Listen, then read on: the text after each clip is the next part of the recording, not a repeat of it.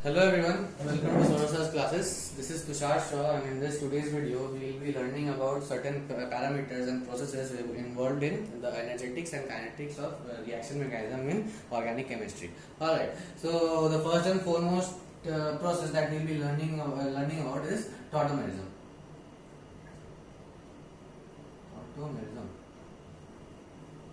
Alright, so what is tautomerism? Let's take an example, acetone.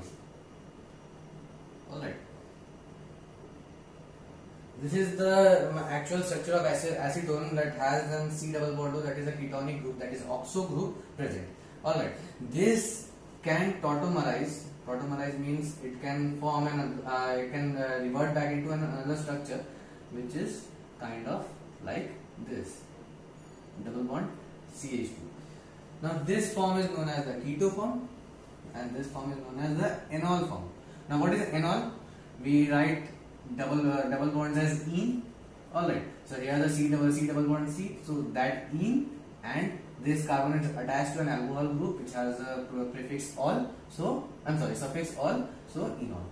Okay. Now so this is known as the keto-enol tautomerism of acetone. Alright. Now this the maximum almost 99% of the acetone is remains in this isomer, and around less than 0.1% less than 1% of the acetone stays in this configuration. Alright. Similar to acetone, let's take some other examples like rub this out.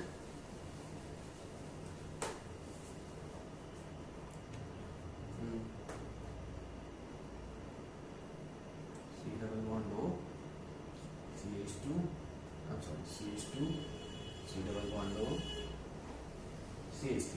Okay, so in this compound, the extent of keto-enol tautomerism is more, and the enol form is predominant over here just because of this the thing happening over here. Just look at this. CH2, CH2, C, O, H, double bond,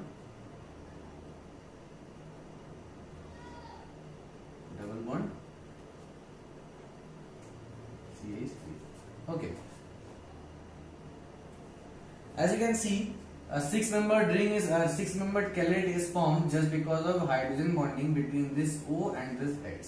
So here the enol form predominates over the keto form, and like this there are many other examples. For example, if we take diethyl malonate,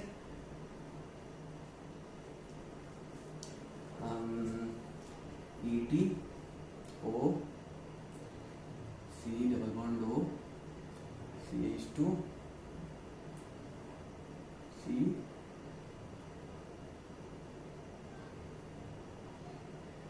O, H and OET. Similar kind of chelate is formed due to the hydrogen bonding. Alright. Now let's look at the thermodynamics involved in this kind of tautomerism.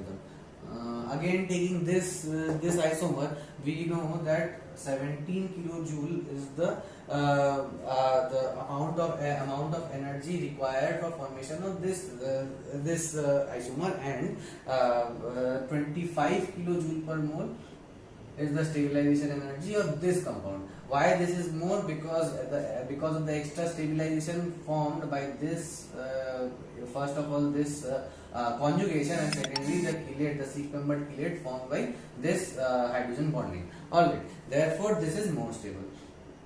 Okay. Now in these two examples, if we change the solvent, that is if we take in hexane, this form predominates because there is no the hexane is a non-polar molecule, so the polar bonding between the van der Waals bonding between all these C double bond O and the other solvent molecules is not possible at all. Therefore, the solvent chelates upon itself only, and then the enol form is predominant over the keto form. On the other hand, if we take this compound in water, all right. Water is a very extremely polar molecule, and in the case of water, these C double bond O, the group C double bond O forms a hydrogen bonding with the individual water molecules. Alright, forms hydrogen bonding with the water molecules. Sorry, not like this.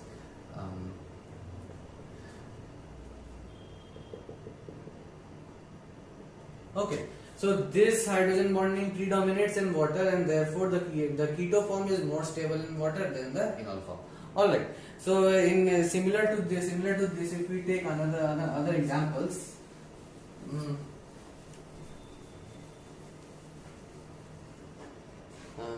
let's take phenol. Okay. Now phenol can also be in the keto-enol tautomerism. Like this.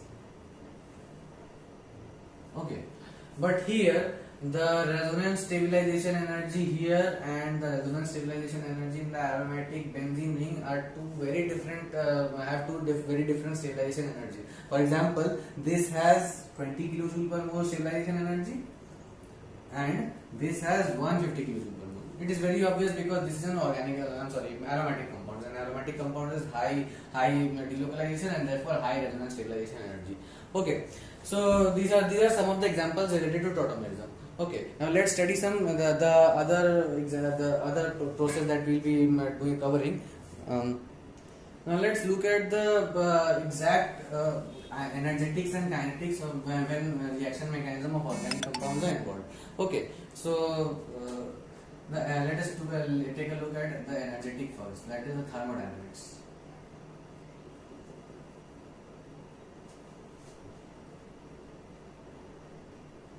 Okay, so we know that the Gibbs-Helmholtz equation is delta G, the Gibbs free energy equation is delta G is equal to delta H minus T delta S. Okay, where delta G is the Gibbs free energy, delta H is the enthalpy, change in enthalpy, T is the temperature, and delta S is the change in entropy of the given system. Alright, now we know that if delta G is negative, the reaction is spontaneous, and if delta G is positive, the reaction does not occur or tends to not occur. Alright, now this depends on a certain number of factors. Alright, now how do we calculate delta H for a certain reaction involving organic compounds? For that situation, we have a law known as the Hess's law. Okay, from Hess's law, let me take an example. CH4 plus 2O2, we know that is equal to CO2 gas plus 2H2O liquid. Okay, this is a reaction. CO2 gas CS plus oxygen gas. Okay, so this is liquid. 2H2 gas plus O2 gas, and the other one is 2H2 gas plus is equal to 4H gas, and CS is equal to C gas. These are certain reactions, and we will be learning about this in details in inorganic when we will be studying the Hess's law and other thermodynamic properties involving inorganic species. Alright, so on evaluating all these equations, we get CH4 gas is equal to C gas plus 4H gas. Okay, so dissociation of CH4 into carbon and 4 hydrogen species, the enthalpy for this reaction can be calculated if we calculate all the delta H values of all these further reactions that we just added up. Okay, so in this way, for a certain organic compound, for a certain reaction of an organic compound, we can calculate the delta H value via the Hess's law. Okay, the temperature is something that we can calculate, and delta S also depends on certain number of factors. Okay, what are the factors? Delta S, as we know, entropy depends on the more the disorderness of the system, the more it will be in the entropy. Now let's take some examples explaining how entropy can change for various kind of reactions. Okay. So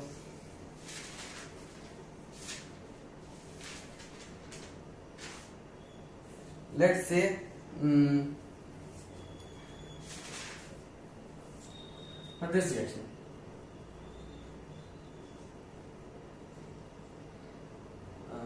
OH.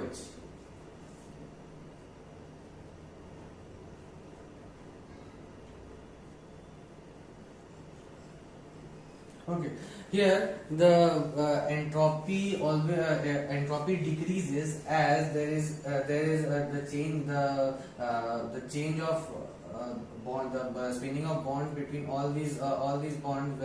If it was a single bond, was easily possible, and because of being formed into a cyclic ring, the degrees of freedom is decreased, thus decreasing the extent of disorderliness in this system.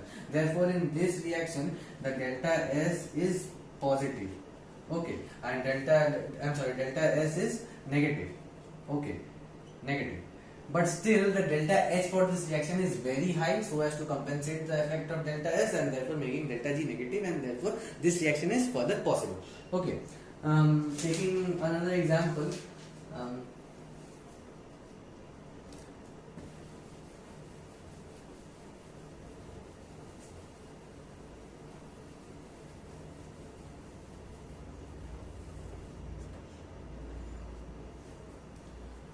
Okay, similar to this, if we take